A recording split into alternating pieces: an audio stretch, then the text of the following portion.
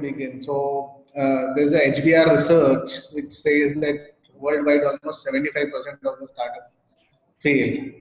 And similarly, recently IBM had done a research on Indian startups, which states that almost 90% of the Indian startups fail in the first 5 years. So these are like huge statistics, which are little surprising even for a person like me who has been working with startups. I always knew the failure rate is high, but it is this high is something which I discovered quite recently. So I guess that doesn't deter us from starting up, but failure is something which is part of the ecosystem. So we should be taking it with a pinch of salt and keep trying till we succeed. Uh, Moving on, we'll just have a overview of the startup environment both in India as well as US, and again some interesting stats coming out from this infographic, wherein we see that in US people start as late as in the age group of 50 to 80 years, because you see that almost 51% of the average age of entrepreneurs is in the 50 to 88 years bracket, and then 33% in 35 to 49, and below 35 is just 16%. In contrast, India is a young country, and almost 72% of the entrepreneurs are below the age of 35 years. So quite contrasting numbers again as far as India and US is concerned. Significantly, if we move to the right also, we see that the ecosystem is scaling up fast, but still we are nowhere close to what US or other developed economies like Australia and other countries are concerned. So in terms of number of startups, these are slightly vintage numbers, 2016, but uh, we have around 4,000 to 5,000 startups. This was early 2016. I think this number has grown to almost 10,000 now. And vis-a-vis US has close to 50,000 startups. In terms of GDP, you can see the GDP numbers, how much we are vis-a-vis the US GDP, and the nominal growth is India is growing any day much faster, close to 10% compared to 4.4 vis-a-vis the US. In the next infographic is around the population per startup. So again, no match. I mean, India is huge in terms of we have a 3 lakh odd population per startup, whereas in US there is like 7,000 odd startups, or rather, sorry, one startup for every 7,000 persons. So immense scope as far as penetration is concerned on the startup side. Number of VCs is also quite less, just 156 registered VCs compared to 1,300 odd in the US. And in the calendar year of 2015, there was a $9.5 billion of funding in India compared to almost $47 billion funding in the US. Again, angels is less than 0.1, just 0.1% of number of angels in the US. These are all registered angels and VCs I'm talking about. There are quite a few unregistered angels also who are directly investing in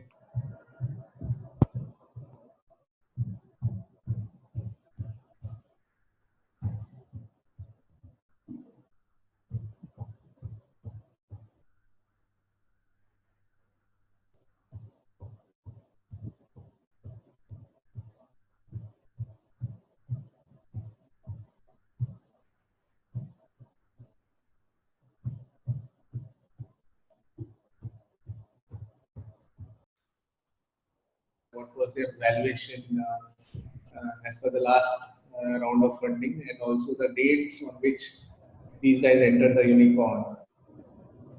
Now, if you notice in this, there's like one thread which is common to 7 out of the 9 unicorns which are listed here.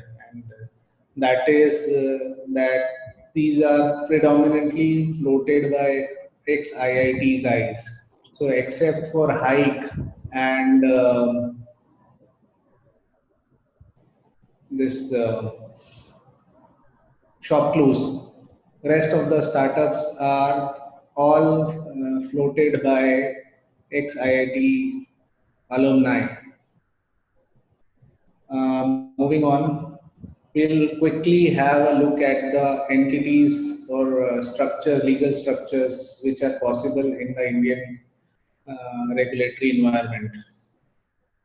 So broadly, we can define the entities which a startup can be floated as unincorporated and or incorporated. And unincorporated entities are typically two, which is proprietorship firms, or second one is the partnership firms. So why we call them unincorporated? Because these do not require any regulatory approval to set up. Except maybe if you are setting up a shop, you will need a shop or establishment license if you set up a shop or an office. Otherwise, if you are operating from home, you can just start your venture without any legal framework or approvals. A partnership deed, yes, you might have to enter into a partnership deed with your partners, and some states like Maharashtra and Karnataka, they require the registration of partnership with the registrar of partnership firms. But otherwise, there are hardly any approvals in terms of uh, regulatory bodies. And when it comes to incorporated entities, broadly there are three types. Which first is one-person company, which is a incorporated version of a proprietorship firm. This was a recent amendment under the Companies Act of 2013, which has been brought in. Prior to that, there was no concept of OPC, one-person company. And the second is limited liability partnership, which is again a incorporated version of a partnership firm. The last is a private or a public limited company, which is a corporate entity which most of us are already familiar with. Now, one thing which is coming out from all this is there are definite benefits from putting up a incorporated entity vis-a-vis unincorporated entity. How we will see in the next slide. So these are the pros and cons of each of these entities. So when we look at sole proprietorship, we can see that it is very easy to start and dismantle. There are hardly any compliances. If you have to pay taxes, you will have to do that. And the owner has a complete control. It's very low cost in terms of formation and management. But in terms of cons or the flip side, the owner has an unlimited liability. So if somebody sues the business, the owner has a full liability as far as the court proceedings are concerned. So tomorrow, if your venture kind of is unable to meet any contractual obligations, and if it is a proprietorship firm, then you are entirely liable for that court proceeding. And if the court passes any judgment against you in terms of financial liability, you will be liable for that. Secondly, the proprietorship firms are not able to uh, raise resources, be it fundraising or employment. You will not get good talent if you are running just a single ownership entity. Also, foreigners or overseas entities are not allowed to start or invest in proprietorship firms as per the current framework in India. The next is one person company. This is slightly better than a sole proprietorship because here the ownership of the entity is segregated from the individual. So even if you own the entity, you are not 100% liable. So from the previous case, if somebody sues your business, you are liable to the extent of only the capital which you have committed and not beyond that. So let's say you form a business with a 1 lakh capital, and if there is a 10 lakh suit against the company, you are liable only to till 1 lakh. Then rest of the things, the court will see if it can be recovered from the business assets, or otherwise it will order a winding up insolvency proceedings against the business. In terms of compliances, it is slightly more compliances because there will be some registration and returns which are needed to be filed with the registrar of companies, which are not there in a sole proprietorship form. Moving on, partnership, again, it is easy to set up and dismantle, no compliances, almost nil. But again, like the sole proprietorship firm, there is unlimited liability on the partners, and it is not recognized as a separate legal entity. And like sole proprietorship, foreigners are not allowed to start partnership or invest in India.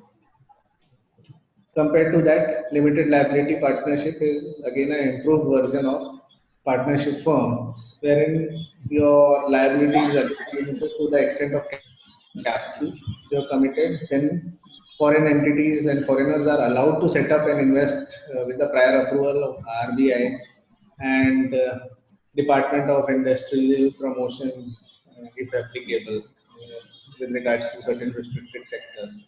Also, there is one very important tax benefit in limited liability partnership, which is if you are paying tax on your income, then subsequently, if that income gets distributed to the partners, then there is no dividend distribution tax on that, unlike corporate entities. If a company distributes its share of profits among the shareholders as dividend, then there is a dividend distribution tax on which it has to pay to the government, and then only the residual amount gets paid to the shareholders. So this is a very big tax benefit in case of a limited liability partnership. And if your business is not going to expand very quickly, and it's in the services segment, then it is advisable that you set up a LLP first and then explore a corporate entity which can be easily converted into later stages. In terms of drawbacks, there are more compliances, and if you want to raise private equity or venture funds, then it's not easy again in a LLP. May I request other participants to kindly mute their speakers because there's some background noise which is coming. Thank you. Moving on, private companies or public companies, they are again limited liabilities. These are having the most efficient structure in terms of corporate compliances, governance. You can easily invest through automatic route in most sectors, and even private equity and venture funds are very comfortable with a public or a private setup because of the compliances and governance which are applicable to it. Of course, on the con side, the company has to do more compliances. It is the most regulated form of business among the entire options we have seen. And a lot of corporate governance mechanisms come into play. You may have to have on board, depending on your size, independent code and also follow a lot of procedures. Moving on, these are some of the compliances at a top level which are applicable to the legal entities which we form for our startups. So for routine operations, there are, if you are a corporate entity, there are general meeting, board meetings which need to be conducted and they're monetized. Then you need to file your periodic IT returns, submit TDS and TDS returns, also file sales tax, VAT, service tax, excise returns if you are in a manufacturing or a trading segment. Going forward, all this will move to a GST regime, which hopefully will be much better in terms of compliances, but there are a bunch of compliances around that also. So the only thing which is happening better in a GST is there is one consolidated compliance instead of 10 different compliance which you needed to handle earlier. As far as fundraising related is concerned, in case you are raising either a private equity or a venture fund from overseas, then you have to follow the Foreign Exchange Management Act regulations and directions from RBI and file various returns like FCGPR and annual returns APRs for the part raised through foreign equity. As far as tech-enabled companies are concerned, you have to protect your IP. So you can apply for trademarks, patent, copyrights, and ensure that they are also uh, kind of registered and revised whenever they fall due after their registration period expire. So typically, like trademarks are valid for a period of 10 years. So after 10 years, you have to ensure that your trademarks get renewed automatically. Then there are certain labor law compliances. So you have, if you have more than 10 employees, you have to pay provident fund, employee state insurance. Then there are various acts around labor laws, around bonus, gratuity, maternity benefits, prevention of sexual harassment, and stuff like that. So you have to put in place all those mechanisms.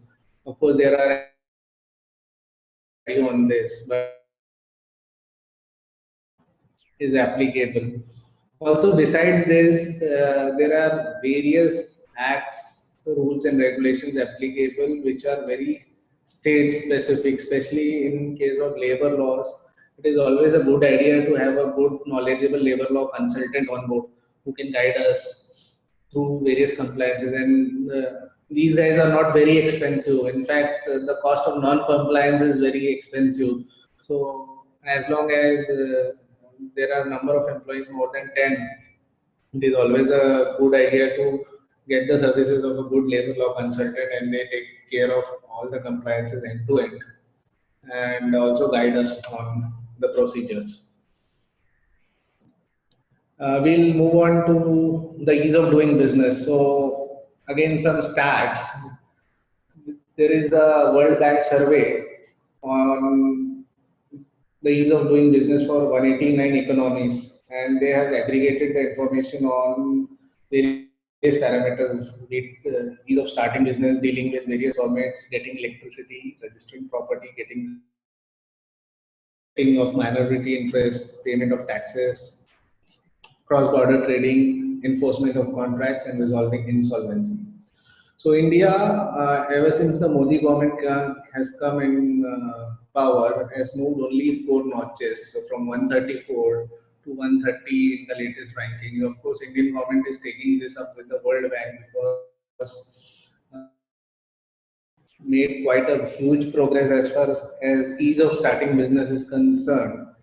But there have been certain areas which are still kind of work in progress, and the real benefits will come in time to come. So one of them is the whole insolvency code, which has come into picture now, and the government is putting in place a mechanism to enforce insolvency laws.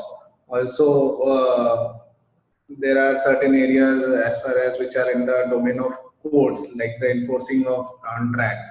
So government can do little if there is a dispute between two parties. It has to go to court, and our courts are not really the most efficient judiciary. We don't have that, unfortunately. So that area government can't do much except maybe bringing in judicial reforms, which will take its own time to trickle down. But as far as ease of starting business or getting electricity or some of the permits which are central government dependent, the central government has really moved fast.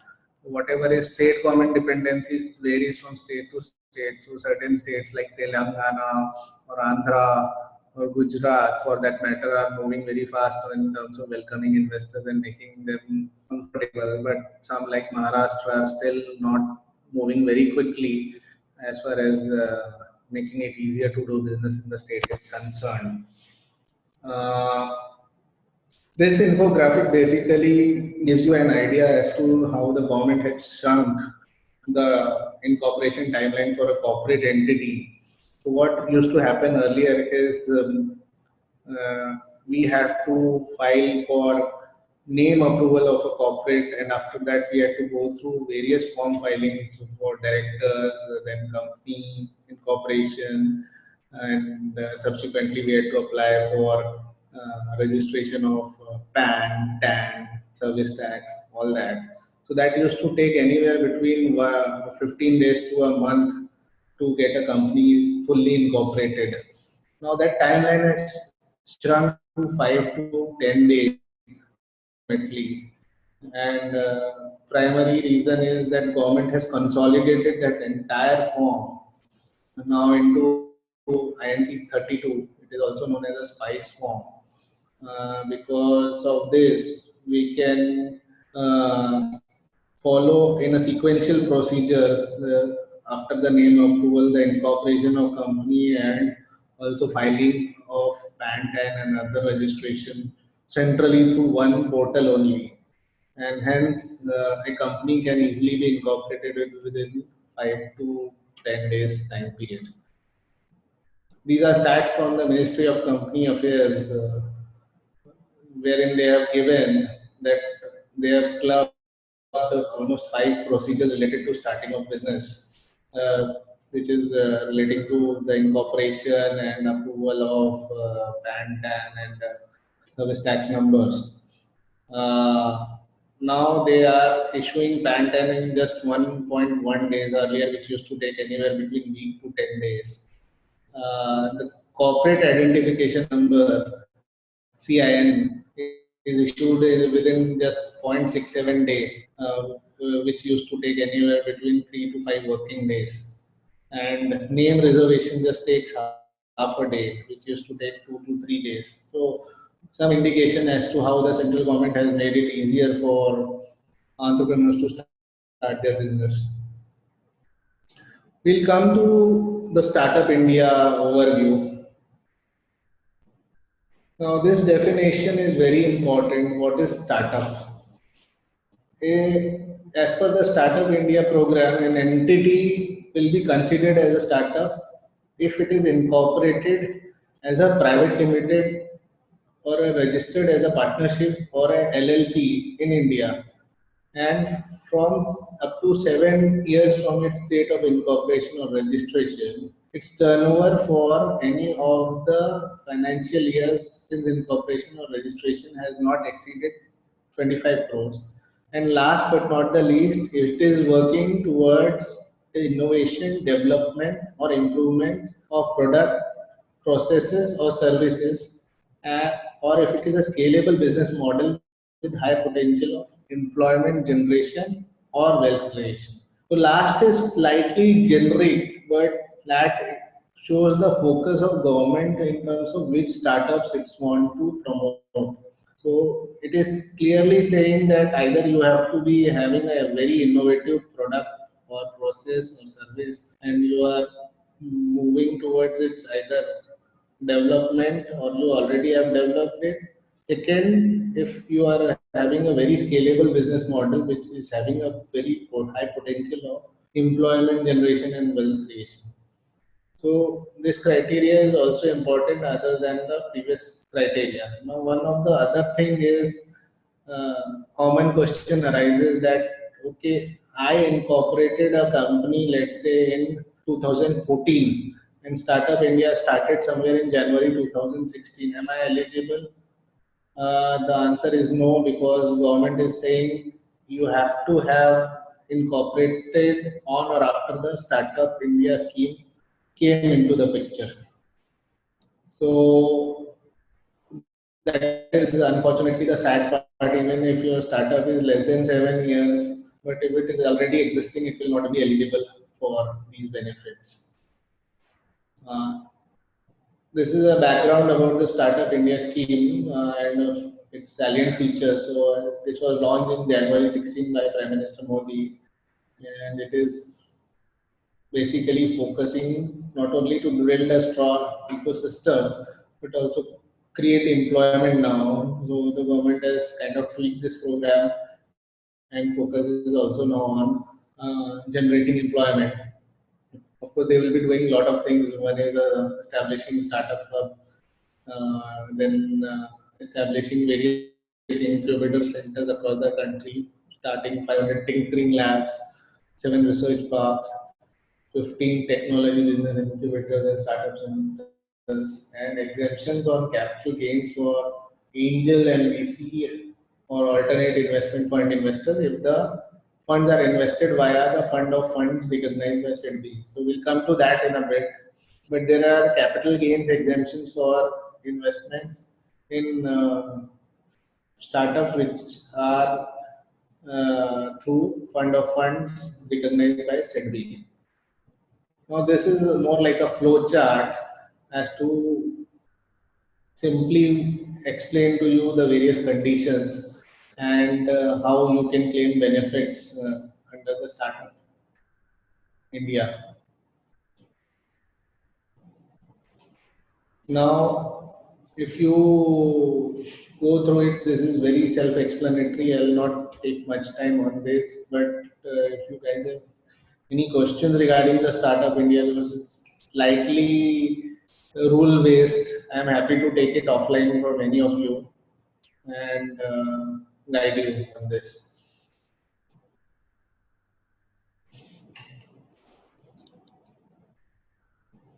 What are the benefits of Startup India? So these are some to name a few. First and foremost is you get tax exemption for 3 years. Then there is a 10,000 crore fund of funds started by government. Of course, they are not funding it entirely with 10,000 crore, but the idea is to fund it with this entire amount till 2025. There is another 2,000 crore credit guarantee fund set up by this government, which is to facilitate the default scenario in case you have taken any loans from SEBI or any other banking financial institutions. So there will be a counter guarantee for startups on this. Also, government is fast tracking the patent process for startups registered under the Startup India program with a rebate of up to 80% for your patent registration costs. Then you are entitled as a startup to have access to various government procurement contracts, and you can participate without kind of meeting the stringent norms which government tenders have typically. So there will be a lot of watering down of clauses as far as government procurement contracts are concerned for startups to also bid for these. And last but not the least, in fact, there is a news which I read shortly that the government has promised a easy exit scheme and they are now facilitating. So all startups who fail, unfortunately, can close within 90 to 135 days max. So these are some of the other stats also. So till 15th of May, which is just a month ago, the Department of Industrial Policy and Promotion had recognized close to 932 companies as startup, and out of which 23 companies have received tax exemption. Now, unfortunate part is even if DIPP recognizes a company as startup, it has to further go to interministerial panel, and then they decide whether that company is eligible for a tax break or not. So out of the 932 recommended by DIPP, only 23 have got the tax exemption. But that doesn't mean we should not try. Even if we get a DIPP recognition, we can be still eligible for patent breaks or loans or SIDBI fund of funds and stuff like that. So most of the startups, according to me, are loss making. So tax exemption as it is just a additional handout by the government, which even if we don't get, we should not be very worried about it. the chances of you making profit in the first 4 5 years are really remote. And in any case, the losses which you incur, you get a carry forward of losses, so which you can set off till 8 years. So tax exemption is just an additional dole out, according to me. We should not be really focusing on tax exemption, but we should try and see if we can get a registration under the DIPP and claim other benefits. Then also DIPP has allowed 200 patent applications to receive the benefit of almost 80% waiver of fees and free legal assistance. So this is something which other developed economies like Singapore have, wherein they give either a grant or a rebate to startups to register their patent or set up their businesses. Uh, there is also a Startup India online program. It's a 4 week program. In fact, if some of you are really wanting to start up, it is really good in content and you should explore going through it. It is totally free and it is available right now in English and Hindi. Hopefully, regional languages will also be added later on. And this is the status of funds set up by the government of India. So, as I had mentioned earlier, that they have allotted 10,000 crores till 2025, out of which they have released, the central government has released 600 crores to SEDBI till I think May. And SEDBI has further committed on its part 623 crores to 17 alternate investment funds, which is various private equity venture funds. And they have disbursed till now 33 crores. So this commitment is based on actual investment. So as and when the AIF makes an investment, SEDBI will release the fund. So that is why there is this disparity between 623 and 33. So even if SEDBI is committed 623 crores, whenever these funds invest in a startup, SEDBI will release its part of the commitment. And finally, all these AIFs have invested in 62 startups, amounts up to 180 crores. We'll quickly look at the funding environment in India. This is a research by Innovent Capital. It's a leading venture debt firm. And this is sometime in early 2017, I think February 2017, they had this research. So, some again interesting stats coming out of this. First graph, infograph, if you see, it's showing that many startups tried funding or fundraising in 2016, but almost 63% failed and only 37% were successful. So that kind of reflects the fact that the whole funding environment was challenged, is slightly challenged, but hopefully it will improve in future.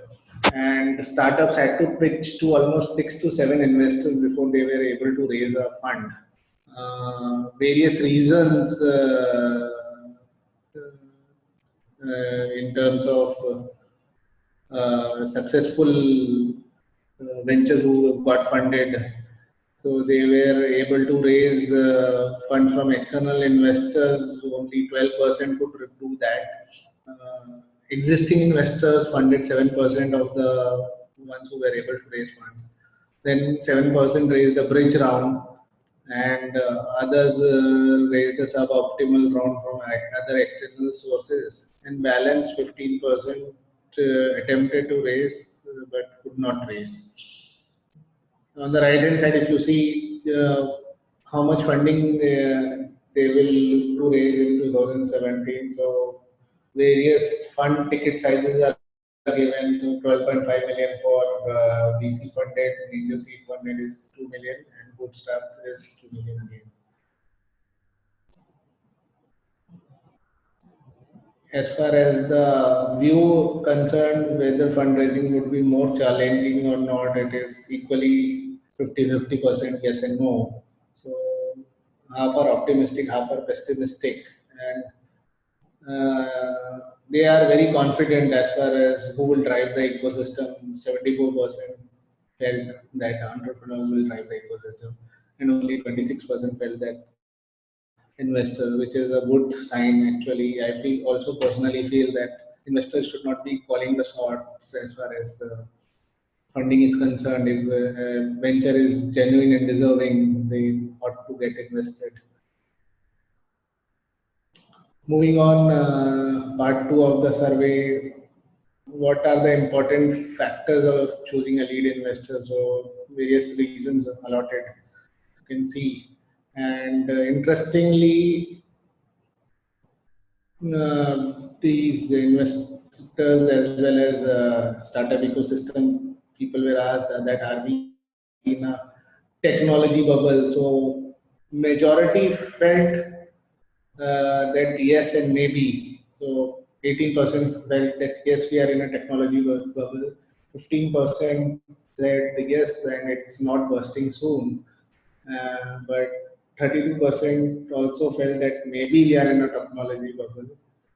So that is again an interesting stats coming out of this survey. What will improve investor sentiment? Of course, the topmost is more companies with robust models and more exits. Both are actually a pain point.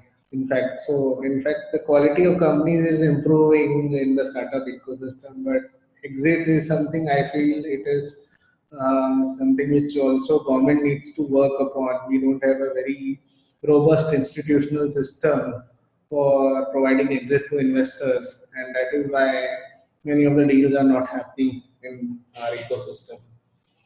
Then various other reasons are also listed in this. This is an overview of deals which happened in 2016 and which all segments these deals happened, plus also which all cities on the right hand side, if you can see, took the deal share. So, in fact, Delhi and Bangalore lead the whole pack of cities as far as the number of deals are concerned. And on the left hand side, e-commerce and health tech are the darlings of investors. We will now look at the funding life cycle for startups. So this is just a graphical representation of various stages a startup goes through. Uh, it starts with a bootstrapping, and then there are pre-seed angels, seed capital, accelerators, incubators, which facilitate the stage of early growth. But that this is the stage where maximum startups die down because of lack of Series A or early stage funding. And that is why if you see the graph, there is this valley of death where most of the startups don't succeed. After that, Series A, Series B, N9, early stage, late stage, and leading up to IPO or secondary or strategic sale is the graph representation of the funding cycle for a startup. Now, this is an important chart which I have put together, and this gives us an overview of various funding sources which a startup or a bootstrap company can have, because funding is not easy to come by, and if we have to really work on our venture to get to a MVP or a traction stage, there are various options which are non-fund based also we need to look at. So I have classified the sources of funding into four, which is equity, debt, barter, and other options, which are maybe more in the Jugada term. But just to give you an idea as to how, which are the sources of funding, and I have also, if you look at it, arranged from most expensive to the least expensive. So the ones at the top are having a very high cost, be it in terms of internal rate of return or be it in terms of cost. So if you look at venture fund in the equity, Typically, venture funds they ask for a minimum threshold of 20% IRR, nothing below that.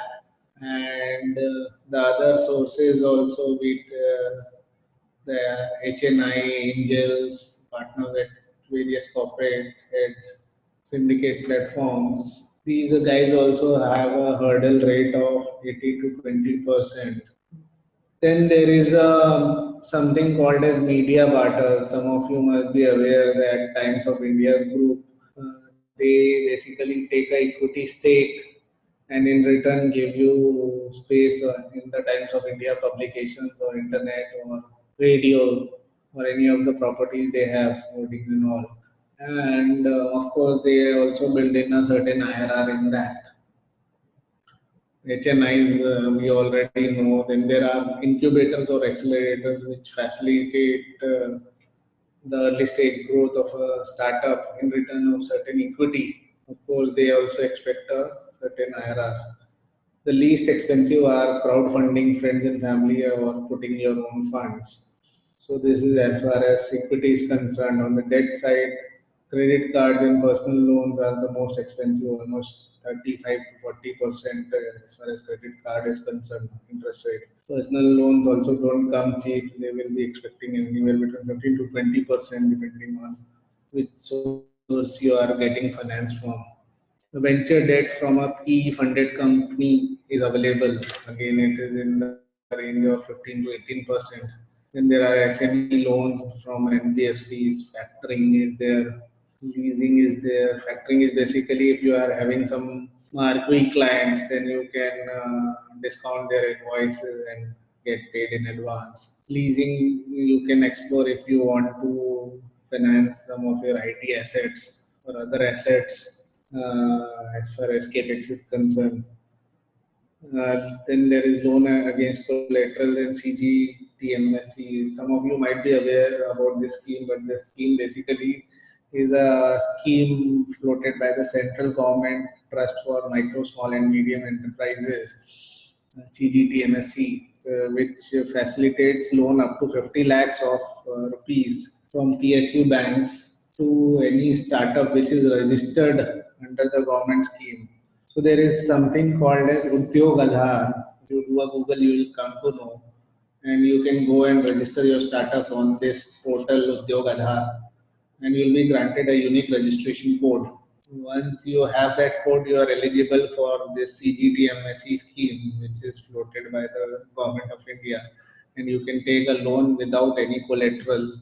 And you also get a discount of 0.5% over the lending rate, which the banks typically lend to their clients.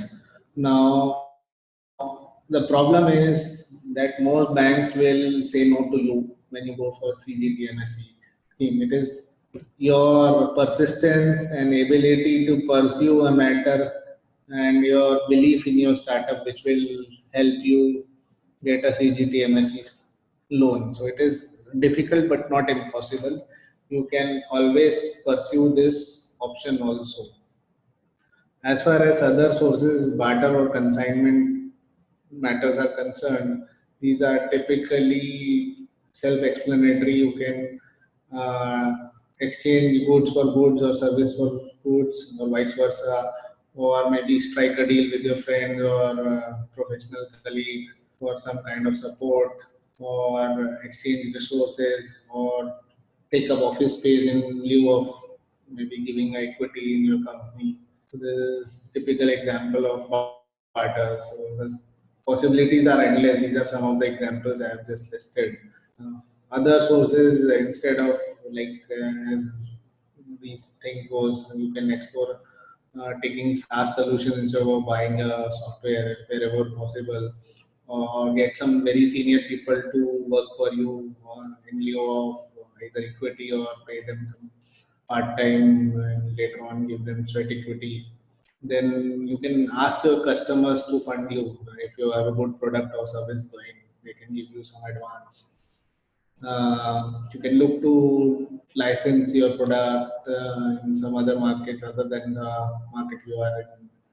look and try for various government grants and incentives which are available nowadays. Try and participate in contests, manage with your own revenue, and then moonlight on your job. If you are in a job, uh, you can just work through the night, and last but not the least, get explore free resources. Uh, so this is the sad part. If your venture doesn't do well, what do you do? So till now, I think just 6 months ago, it used to take anywhere between 2 to 3 years to close down your business. Regulatory compliances were very difficult, and in fact, many people used to abandon their company instead of shutting down because 3 साल कौन case court में जाएगा और bankruptcy या closing down proceedings को deal करेगा. So it was very difficult, and abandoning the company is also not an option because recently ROC sent notices to some 4.5 lakh companies for not complying with the various compliances and not closing down the business properly. But there were options in the sense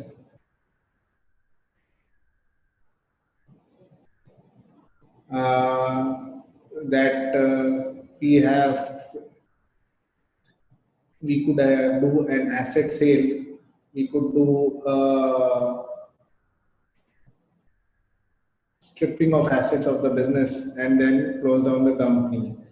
But those were very far and few cases. Now, after the insolvency and bankruptcy code, which is come, it is possible to close the business within 6 months. And this is something we will just take over.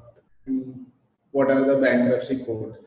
So bankruptcy code enables us to close the business within 6 months if any debtor of the company can initiate a insolvency proceeding against the company, and if there is a default of 1 lakh, and limit can be raised up to 1 crore by the government, but right now it is like 1 lakh only. So if any of your company doesn't pay you for 1 lakh or more, you can initiate an insolvency proceedings against the company. And this need not be a company, it could be any entity, it could be a limited liability partnership, it could be a proprietorship firm. So the beauty of this bankruptcy code is it encompasses all kinds of entity. And insolvency process is that you can assess the viability of the business. So there is a 3 month to 6 month window given wherein the court appoints a national company law tribunal appoints a insolvency professional, and this is then given a 3 to 6 month window to pay off the debtors and continue with the company. So what happens immediately is the board of the company or the management of the company gets dissolved, and the insolvency professional takes over the business, and he tries to pay off the creditors within a 3 to 6 months period. If he is not able to do it, then the tribunal dissolves the company and pays off the creditors and sells off the assets of the company. So final closing thoughts that it is very difficult to do business in India due to its various complex regulatory and taxation mechanisms. But the situation is changing thankfully because the government is very serious about making it one of the best places to do business. And it will take some time, but we as entrepreneurs should keep chasing our vision, and the environment will take care of itself. So all the best to all of you who are wanting to start up, and these are my contact details. If you have any questions we can take up right now, or you can reach out to me later also. Thank you. Thanks, Seemant. This was really a, informative session about startup ecosystem, how to start a startup actually. So, Right. Akash, Jamshed, Jay, Sandeep, any questions, any thoughts, remarks? Hi, this is Sandeep Shah. It's a really wonderful session. I just Thank you. wanted, I just wanted to know. I mean, suppose being an Indian citizen, can we open a startup in UK or Europe or maybe some of the US countries? And what are the conditions for that? You can start, but you will have to follow the rules of those countries. Number one. Number two, there are, as far as India is concerned, there are rules around RBI and FEMA. So the Foreign Exchange Management Act governs as all the inflow and outflow of currency or forex from India. So if you, let's say you are making or incorporating a company in US, so first you have to initiate the company formation through your own personal expense.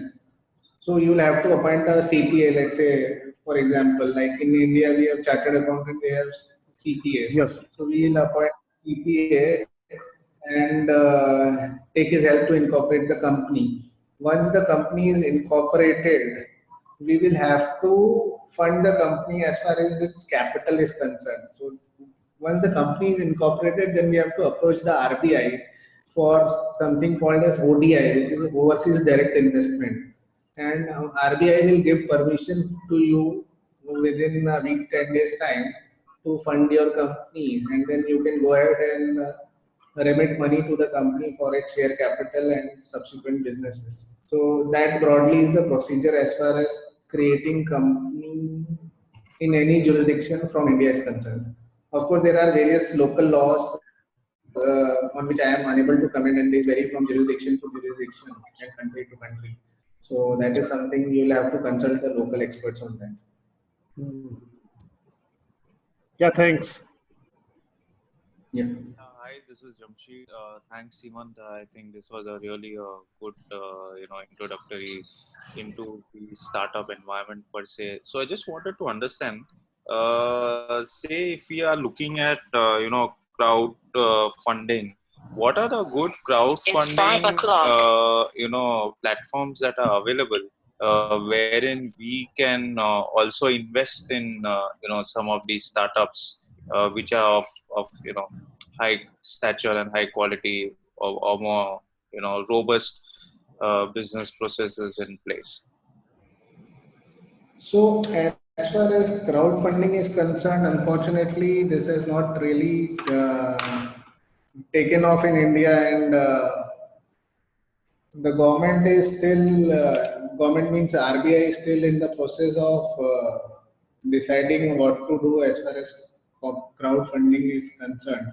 Having said that, there are a bunch of crowdfunding websites in India, but this is like Bitcoin wala status hai ki RBI is still deciding the policy around that. So till such time government comes out with a clear crowdfunding policy, I would personally advise you not to at least invest in the Indian startups, because tomorrow if they make something illegal or disallowed, then your money could get stuck.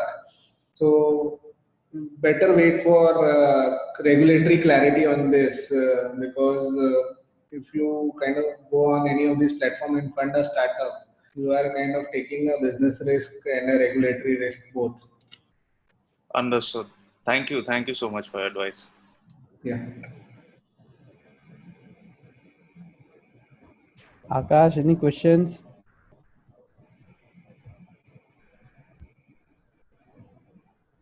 Okay. Jay, I would hand it over to you for a vote of thanks to Seemant. Sure. Thanks, Chetan. Seemant, a fantastic session. I think it was really quite holistic, covering all elements or all dimensions of the startup ecosystem. Very impressed by all the slides that you mentioned. Thanks for sharing your coordinates. I think a lot of us will definitely get in touch with you because there are quite a few questions which are really exploratory in nature. It's difficult to handle all of them in one session. But I would commend you in doing a fantastic piece of seminar here, which covers almost all the areas in such meticulous detail. Especially the starting slide where we started comparing India versus US and going right down to the nitty-gritties of what it takes to run a business and what it takes if your business does not run well. Thanks a lot for doing this for all of us. I think this session, and thanks Chintan also and everybody who's attended this session. I hope you found this session very useful.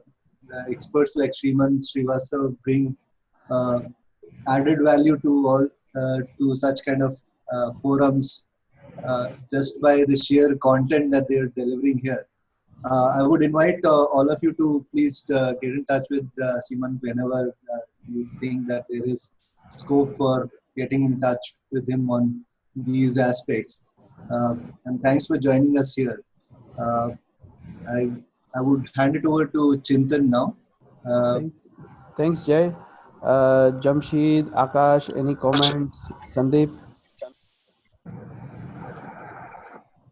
So, Seemant, yeah, I think this has been really a helpful session. And, we would definitely, some of us would be interested in being involved in the startup ecosystem. Very look forward to on that. Thank you so much for providing on the startup. Thank you, Seemant. Thank you very much. My pleasure. Thank you all of you for giving me a patient hearing. And we'll be in touch. Thanks everyone. Thanks for joining. Thank you.